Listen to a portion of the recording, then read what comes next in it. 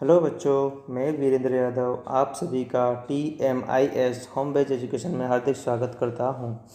तो बच्चों, आज हम आपकी हिंदी की जो पूरक पुस्तक है उसका भाग 7 सोने का हिरण पढ़ेंगे। तो चलिए हम इसकी शुरुआत करते हैं। सोने का हिरण का सारांश में सोने के हिरण के रूप में मारीच वन में घूमता है। रावण का लक्ष्य सीता जी को हरण करना था। मारीच हिरण बनकर रावण की मदद कर रहा था। अभी यहाँ पे क्या है, जैसे कि हमने पहले भाग में पढ़ा था दंडक वन में 10 वर्ष में, कि यहाँ पर क्या है, जो मारीच है वो सोने का हिरण बन जाता है और उनकी कुटिया के आसपास घूमने लगता है। किसकी? सीता की। ठीक है, जिससे क्या है, सीता मनमुक्त और उस पर खुश हो जाती हैं और कहती हैं श्री राम से, बोले मुझे तो कुछ भी हो जाए, ये हिरण ला के दो। और रावण क्या करता है, एक साधु का रूप धारण कर लेता है और वहीं पर एक वृक्ष के पीछे छुप जाता है। आगे क्या होता है, और इस तरह मारीच क्या करता है, हिरण बनकर रावण की मदद करता है। आगे, मारीच हिरण के रूप में इतना सुंदर बना था, सीता जी का मन उस हिरण में आ गया और सीता जी कहती मुझे यह हिरण चाहिए। ठीक है, अभी देखो मारीच इतना सुंदर लग रहा था सोने का हिरण बन के कि सीता उस पर क्या होती है, मनमुग्ध हो जाती हैं और कहती हैं बोले कुछ भी हो जाए, मुझे तो आप ये हिरण ला के दो। राम को कुटी से निकलते देखकर मायावी हिरण कुलाचे भरने लगा। मतलब जैसे ही उस हिरण ने देखा कि श्री राम क्या है, कुटिया से बाहर निकल के आ रहे हैं मुझे पकड़ने के लिए, तो वो कुलाचे भरने मतलब कूदने लगा, मतलब जंगल में अंदर की तरफ भागने लगता है। क्योंकि वो क्या था, सोने का हिरण तो था नहीं, वो कौन था, मारीच था, जो कि रावण के कहने पर रूप धारण करके वहाँ पे घूम रहा था। राम को बहुत छकाया।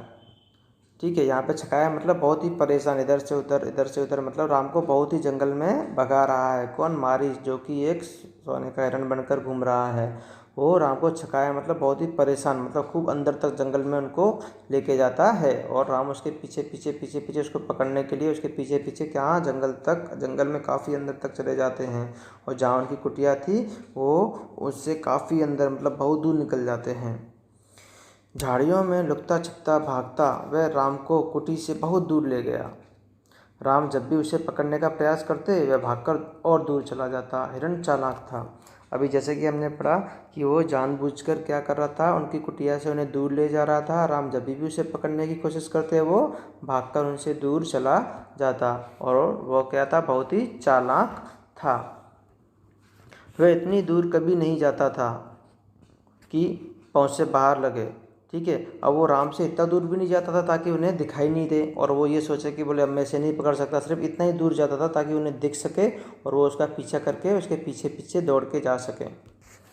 राम के सारे प्रयास विफल हुए। राम ने बहुत प्रयास किया कि उसे कैसे भी न कैसे पकड़ लें। वे हिरण को पकड़ नहीं पाए।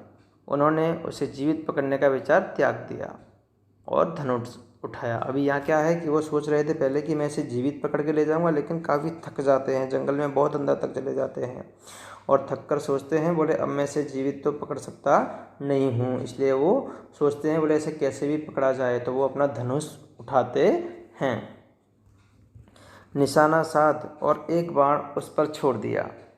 बाण लगते ही हिरण गिर पड़ा। अभी क्या है, वो थोड़ी देर देखते हैं और हिरण पे क्या करते हैं, अपना जो बाण है, तीर है, वो निशाना लगाकर छोड़ देते हैं। और जैसे ही उसे लगता है, उनका जो बाण है जैसे ही हिरण को लगता है वो तुरंत वहाँ धरती पर गिर जाता है।